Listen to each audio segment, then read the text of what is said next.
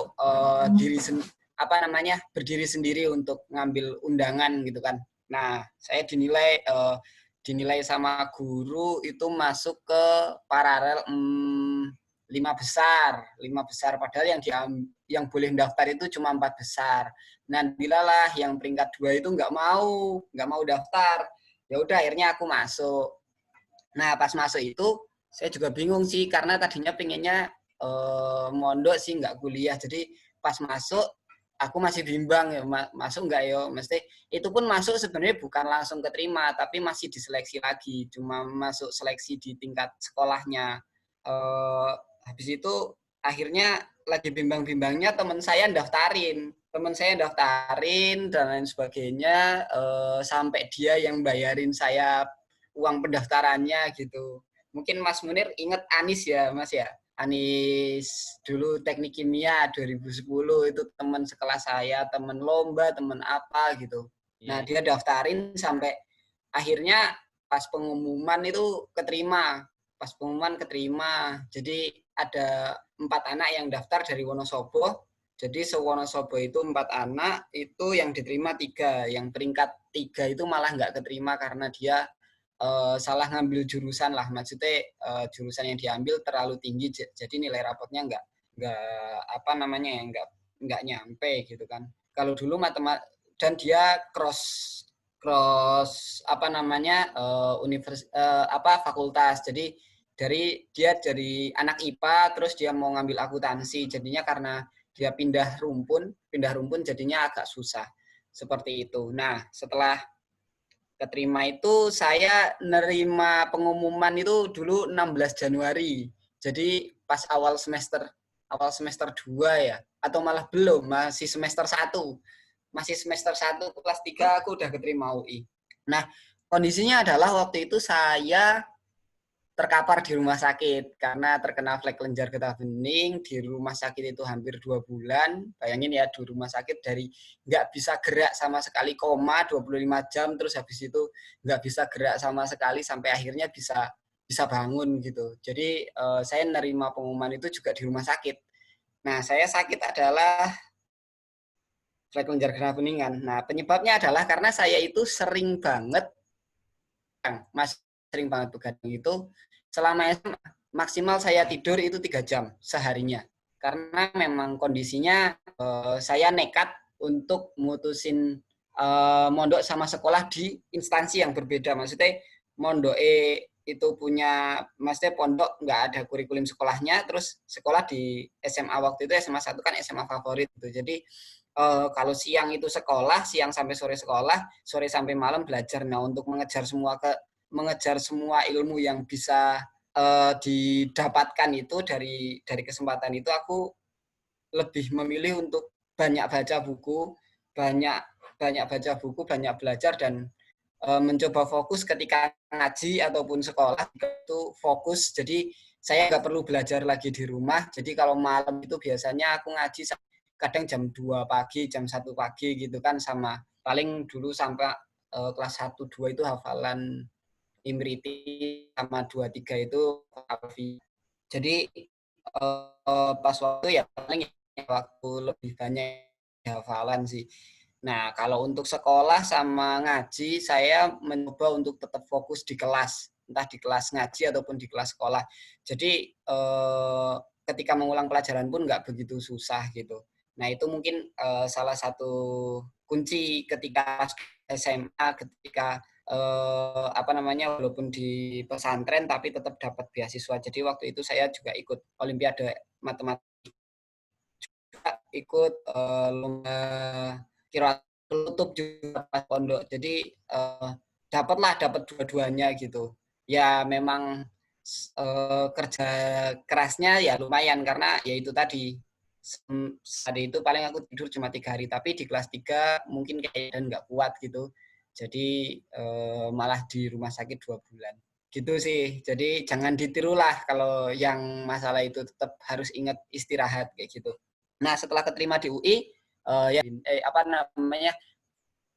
satu itu lebih besar dari nol, itu kalau kita tahu tuh ya itu pasti gitu, satu lebih besar dari nol. Tapi ketika di matematika ditanyain kenapa satu itu bisa lebih besar dari nol kayak gitu. Jadi kita harus menjelaskan kenapa 1 itu lebih besar dari 0. Itu kayak hal-hal dasar kayak gitu. Kenapa kita kalau berhitung itu sampai tak hingga. Padahal kalau di bilangan biner kok 1, 0 gitu. Kenapa kok 1 tambah 1 sama dengan 2 gitu. Dan lain sebagainya lah. Intinya tuh kondisi-kondisi yang selama ini kita anggap lumrah di matematik, ternyata kalau kita masuk ke matematika yang sebenarnya itu enggak sesederhana itu. Jadi kita harus menjelaskan, yaitu tadi kalau udah bisa jelasin 1 lebih besar dari 0, coba jelasin kenapa setengah lebih besar dari 0. Misalkan ketika disuruh jelasin 1 lebih besar dari 0, kita akan ke pembahasan bahwa 1 kenapa ya kok sebentar, saya coba coba gambarkan di layar ya, kelihatan ya. Misalkan kenapa 1 kok lebih besar dari 0 gitu kan. Nah, ini pembuktiannya adalah ketika kita harus tahu bahwa setiap bilangan kuadrat itu pasti lebih besar dari 0 gitu kan. Nah, 1 itu merupakan 1 kuadrat atau 1 itu sama dengan minus 1 kuadrat. Nah, berarti 1 ini adalah bilangan kuadrat, memenuhi syarat bahwa setiap bilangan kuadrat itu lebih besar dari 0. Makanya terbukti bahwa 1 itu lebih besar dari 0. Nah, hal-hal seperti itu. Jadi yang dipakai adalah logika. Oleh karena itu ketika lulusan matematika ditanya kerja jadi apa? Kebanyakan orang jawab jadi guru, jadi ini, jadi ya maksudnya sekedar tutor atau guru. Padahal kayak seperti yang sekarang saya kerjakan adalah sebagai seorang customer success manager. Itu lebih ke bagaimana kita mengembangkan artificial intelligence, kecerdasan buatan di chatbot. Kita bikin sebuah robot yang bisa menjawab WhatsApp secara otomatis. Nah, perusahaan saya bergeraknya di bidang itu, dan itu bikinannya anak-anak matematik semua gitu. Saya dan adik-adik kelas saya. Nah, itu benar-benar ya itu semua ilmu matematik yang digunain. Terus ada aktuaris, ada macam-macam. Jadi ketika Anda lulus dari matematik, itu sebenarnya Anda sangat terbuka peluangnya untuk kerja dimanapun ketika Anda masuk ke matematik murni. Karena setahu saya ya, teman-teman saya yang entah lulusnya itu 3,5 tahun sampai yang 6 tahun, itu mereka nggak pernah delay untuk mencari kerja. Pasti banyak banget yang nawarin kerja. Walaupun IPK-nya nggak nyampe 3, saya aja IPK-nya cuma 2,81, jelek, jangan ditiru. Karena waktu itu saya mencoba bertahan hidup ketika kuliah. Teman-teman harus tahu kalau saya berangkat kuliah itu cuma bawa uang 200.000 dulu. Jadi dari Wonosobo 100.000 buat kalau pas awal dianterin bapak ya. Jadi di suatu waktu di semester 3 kalau nggak salah itu saya udah hampir berhenti kuliah karena saya nggak bisa bayar kuliah. Waktu itu belum dapat beasiswa gitu kan, cuma dapat keringanan. Yang terjadi adalah saya pulang dan ya udahlah nggak usah lanjut kuliah gitu kan. Nah, itu kenapa IPK saya jelek. Karena saya nggak ikut kuliah selama 2 bulan. Nah, saya pulang terus sampai rumah tuh jadi cibiran tetangga. Wah, kuliah jauh-jauh, tapi kok ya jadinya kayak gitu juga. Macam-macam dan sebagainya ya.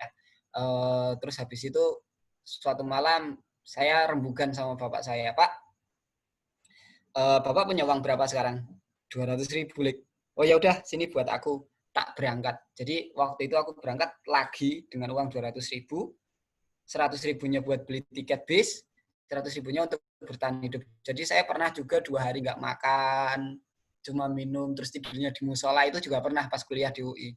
Itu kondisi-kondisi di mana saya untuk ya akhirnya saya juga bergabung di PMI juga, punya banyak teman, terus saya juga ngajar bimbel dan lain sebagainya untuk bertahan hidup. Pokoknya intinya waktu itu sampai saya bertemu dengan seorang dosen yang sangat baik hati. Awalnya dihukum karena saya nggak masuk kelasnya dia, karena saya ngajar.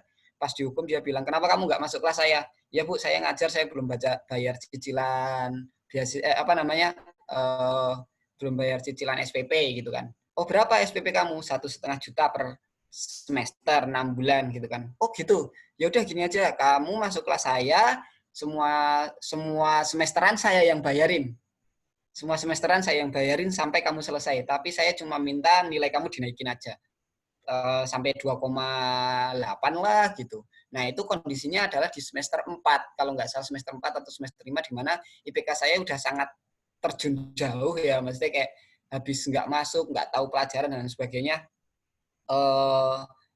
Untuk naikin ke 2,8 itu udah sangat susah banget gitu. Tapi kamu tetap ini ya, kamu tetap kerja silahkan, tapi kurangi untuk hidup kamu. Saya cuma mau bantu sekolah kamu. Jadi setiap semester kalau kamu disuruh bayar SPP, kamu bilang ke saya biar saya yang bayarin gitu. Jadi akhirnya sampai selesai, sampai skripsian dan sebagainya, sampai sekarang saya tinggal di rumah ini pun rumahnya beliau gitu kan, yang tidak ditempati. Ya memang beliau sangat kaya raya sih dosen saya itu. Nah, itu tanpa timbal balik apapun. Maksudnya ketika saya, oh ya Bu, saya bantuin papernya buat dikerjain, oh saya bantuin ini, tetap saya dikasih HP ya, dikasih uang lah, dikasih bayaran setimpal. Katanya, Bu nggak usah Bu, saya kan udah dibantu sama Ibu. Oh enggak, itu kan sedekah saya, ini kan untuk ya kamu kerja, kamu harus dapat duit dari ini. Nah jadi saya percaya akan selalu banyak orang baik ketika kamu berbuat baik kayak gitu kan. Nah, dari situlah akhirnya pas setelah dibayarin itu nilai saya mulai naik. Jadi yang biasanya dapat C, C malah D, kadang E gitu kan. Dari pas dibayarin itulah nilaiku udah pasti di atas B plus sih. Karena ya udah lebih inilah ya, maksudnya lebih nyantai belajarnya, ada waktu untuk belajar. Kalau dulu kan siang kuliah, malam malam kerja gitu kan sampai pagi gitu kan, paginya kuliah lagi, jadi ya nggak ada yang masuk. Nah itulah kondisi-kondisi sebenarnya. Jadi kalau teman-teman sampai sekarang, dulu zaman SMA pun, zaman SMP pun saya mencoba mencari uang dari ikut lomba-lomba. Jadi saya pinternya itu kepepet, wah ini kayaknya kalau lomba ikut olimpiade matematika tuh duitnya banyak gitu, ya udah aku ikut lomba. Wah ini kalau ikut lomba lari duitnya banyak, ya saya latihan lari dan sebagainya. Intinya waktu itu memang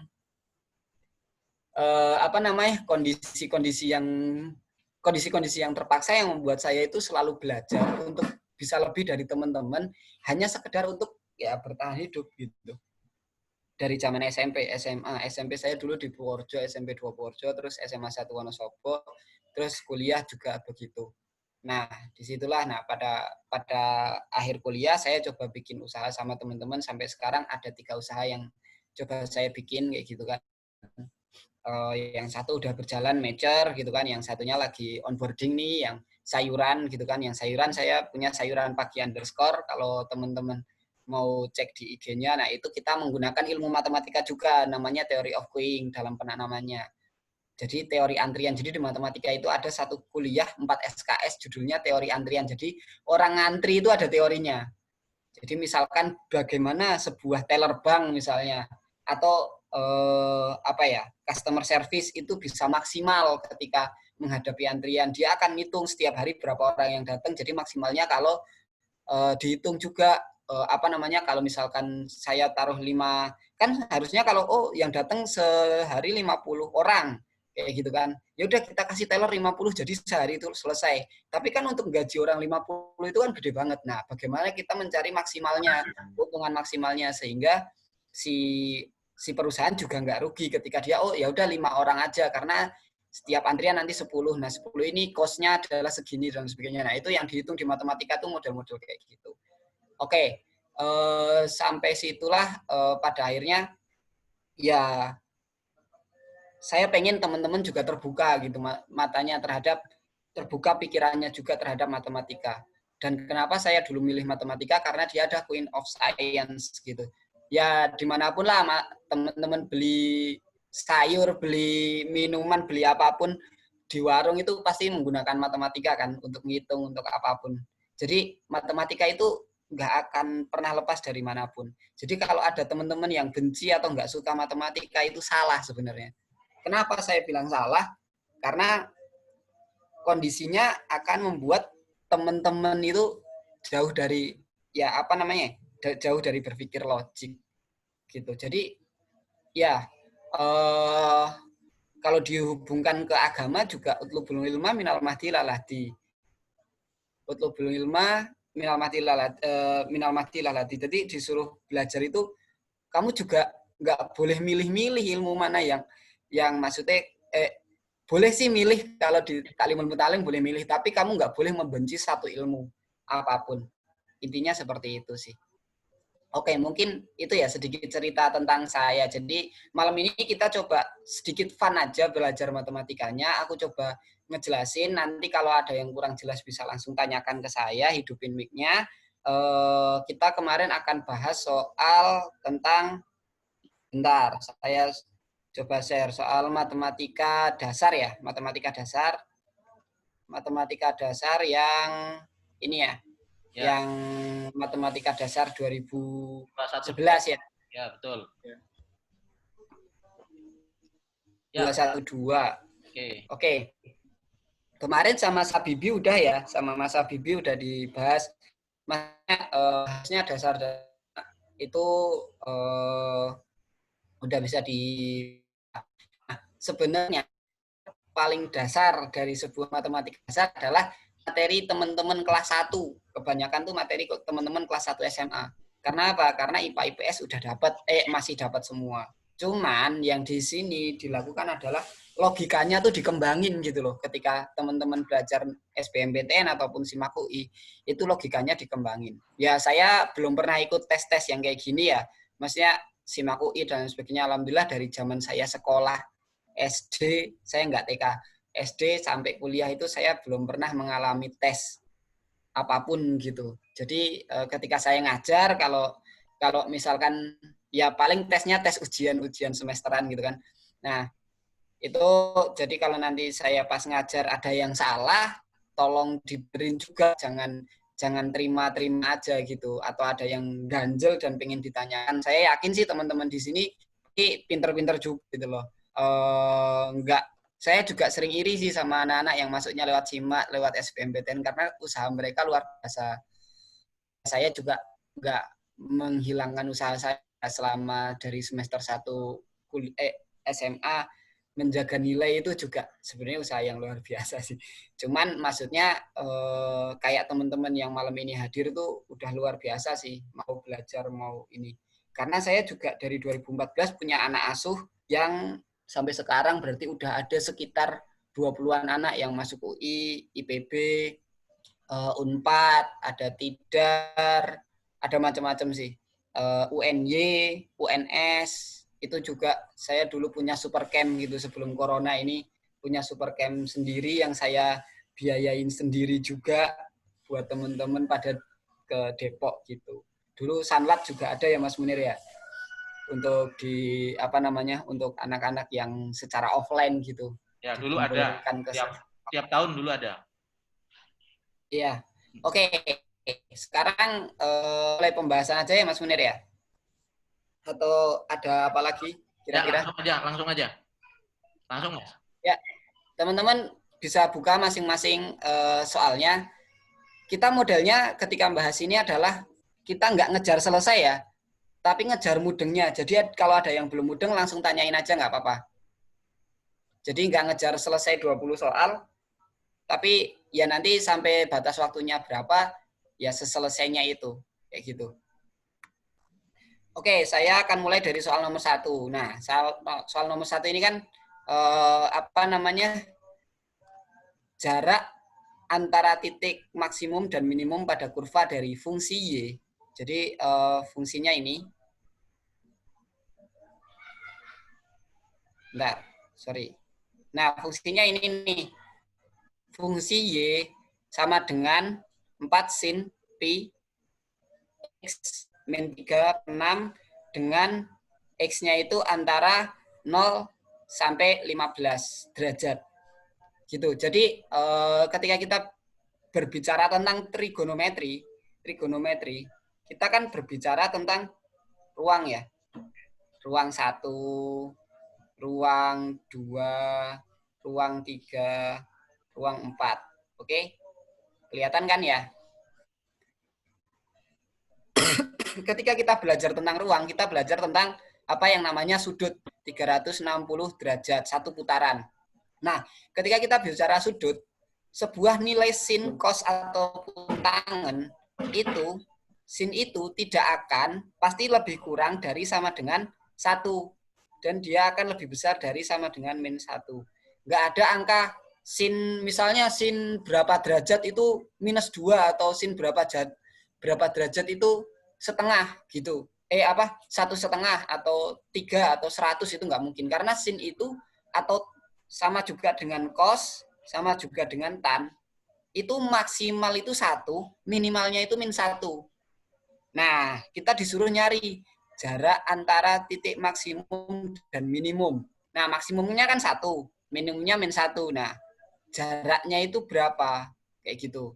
Nah, di sini aku ada pembahasan yang aku juga ambil dari website, karena saya juga agak nggak punya waktu nih kalau buat buat ngebahas sendiri, tapi saya udah teliti semua pembahasannya sih, dan seharusnya itu benar. Nah, sorry, ini nomor 2. Nomor 1 nih. Nah, karena kita berbicara tentang nilai maksimum, kita pertama nilai maksimum dulu ya. Di sini, nilai maksimumnya adalah 4. Kenapa? Karena kita punya soal ini kan, 4 sin. Berarti nilai maksimum sebuah sin itu kan tadi 1 ya. Berarti ini maksimum sin itu sama dengan 1. Jadi ketika Y4 sin bla bla bla,